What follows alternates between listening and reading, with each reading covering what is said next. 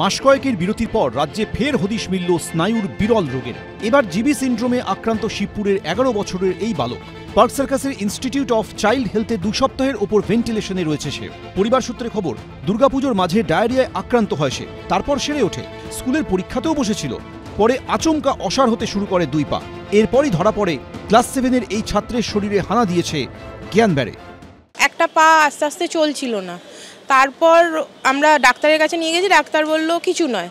তারপর আস্তে আস্তে দেখছি ওর আর একটা পা চলছে না, ওকে উঠিয়ে বসাতে হচ্ছে, উঠে করতে, হাতটা এই অবধি তুলছে আর তুলছে না, হাতটা মুঠতে করতে পারছে না, খেতে পারছে না, ইভেন থুতুটা পর্যন্ত ঘিরতে পারছে না। এখানে আনার সঙ্গে সঙ্গে এখানকার ডাক্তার দেখে ওকে পিআইসিইউতে ভর্তি করে, ডাইরেক্ট ভেন্টিলেশনে নেন। তারপর স্যার আইভি স্টার্ট করেন। এখন তো স্যার বললেন প্লাজমা থেরাপি করাতে হবে। প্রথমে তার একটি পা অসাড় হয়ে গিয়েছিল, সেই একটি পায়ের জায়গায় ধীরে ধীরে শরীরের গোটা নিম্নাঙ্গটা অসাড় হয়ে যায়। আস্তে আস্তে অসারতা বাড়তে থাকে, তার 2টো হাত অসাড় হয়ে যায় মুখ, চলে যায় কথা বলার শক্তি, খাবার গিলে ফেলার শক্তি সেটাও হারায়। চিকিৎসকরা বলছেন যে প্রথাগত চিকিৎসা রয়েছে, অর্থাৎ ইমিউনোগ্লোবিউলিন ইঞ্জেকশন, সেই চিকিৎসা ফেল করেছে, ব্যর্থ হয়েছে। দ্বিতীয় চিকিৎসা শরীরের যাবতীয় রক্তরসকে বদলে ফেলা। চিকিৎসকদের অনুমান, এই ছাত্রের ক্ষুদ্রান্তে ব্যাকটেরিয়া সংক্রমণের পথ ধরে শরীরে হানা দিয়েছে জিবি সিন্ড্রোম। 3 দফায় বদলে ফেলা হবে শরীরের পুরো রক্ত। জিবি সিন্ড্রোমের পেশেন্ট যদি ভেন্টিলেশনে থাকে তাহলে আরও কিছু সমস্যা দেখা যায়। লাংসের সমস্যা হয়, বুকের মধ্যে কফ জমে যায়, কফ জমে যাওয়ার জন্য লাং কোলাপস, মানে লাংটা চুপসে যায়, নিউমোনিয়া হয়, এসব সমস্যাগুলো থাকে। সেই সমস্যাগুলো ওর দেখা গেছে। তো এই অবস্থায় যেহেতু ইন্ট্রাভেনাস ইমিউনোগ্লোবিউলিনের তেমনও রেসপন্স করেনি, সেহেতু পরবর্তী পদক্ষেপ আমাদের করতে হবে, যেটাকে বলে থেরাপিউটিক প্লাজমা এক্সচেঞ্জ। এতে শরীরের পুরো রক্ত চেঞ্জ করা হয়, নতুন রক্ত দেওয়া হয়। 3টা সেশন ইউজুয়ালি করা হয়।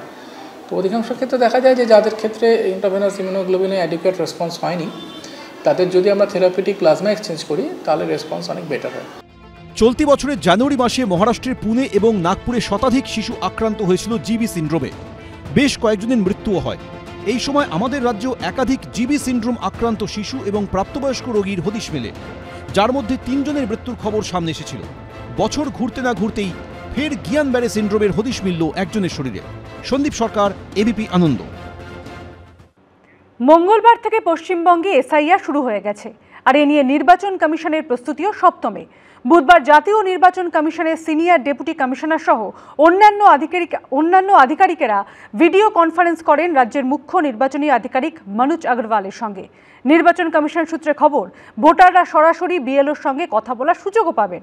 আর এর মধ্যেই রাজনৈতিক হুমকি হুঁশিয়ারিও চলছে। বিহারে ভোটার তালিকার বিশেষ সংশোধনের পর এবার কমিশনের নজরে বাংলা। বছর ঘুরলেই বিধানসভা নির্বাচন, রাজ্যে বেজে গিয়েছে এসআইআর এর দামামা। মঙ্গলবার থেকে পশ্চিমবঙ্গ, গুজরাট, উত্তরপ্রদেশ সহ 12টি রাজ্য ও কেন্দ্রশাসিত অঞ্চলে শুরু হয়েছে ভোটার তালিকার বিশেষ সংশোধন। এ নিয়ে নির্বাচন কমিশনের প্রস্তুতিও সপ্তমে।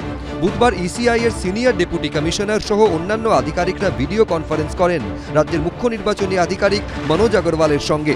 ভার্চুয়াল মাধ্যমে বৈঠকে যোগ দেন ডিস্ট্রিক্ট ইলেকশন অফিসার বা জেলা শাসক, ইলেকটোরাল রেজিস্ট্রেশন অফিসার, সহকারী ইলেকটোরাল রেজিস্ট্রেশন অফিসার সহ অন্যান্য আধিকারিক। বিএলওদের ঘাড়েই এসআইআর এর মূল দায়িত্ব। কিন্তু কি করে জানবেন আপনার বিএলও কে? তার কাছে যদি কিছু জানার থাকে তাহলে কি করবেন? নির্বাচন কমিশন সূত্রে খবর, সব রাজ্য ও কেন্দ্রশাসিত অঞ্চলের ভোটাররা সরাসরি বুথ লেভেল অফিসার বা বিএলওর সঙ্গে কথা বলার সুযোগ পাবেন বুক এ কল উইথ বিএলওর মাধ্যমে।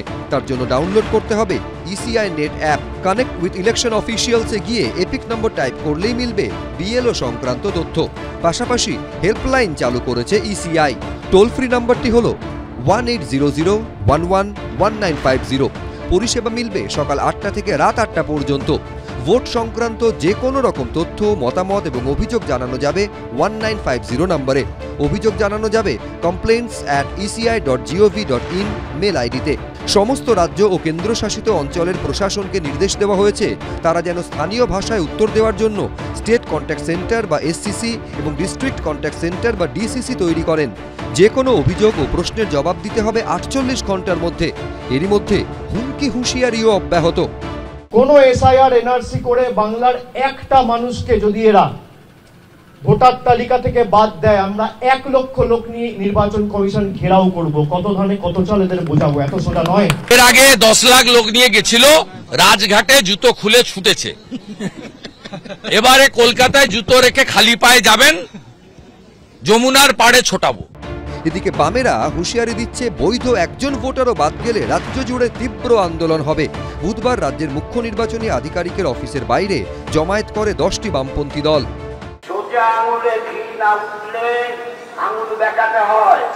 আর নির্বাচন কমিশনের কাছে আমাদের বক্তব্য, যদি আমরা সন্তুষ্ট না হই, আমাদের কিন্তু এলাকায় এলাকায় বুথ লেভেলে লড়াই সংগ্রামে অংশীদার হতে হবে।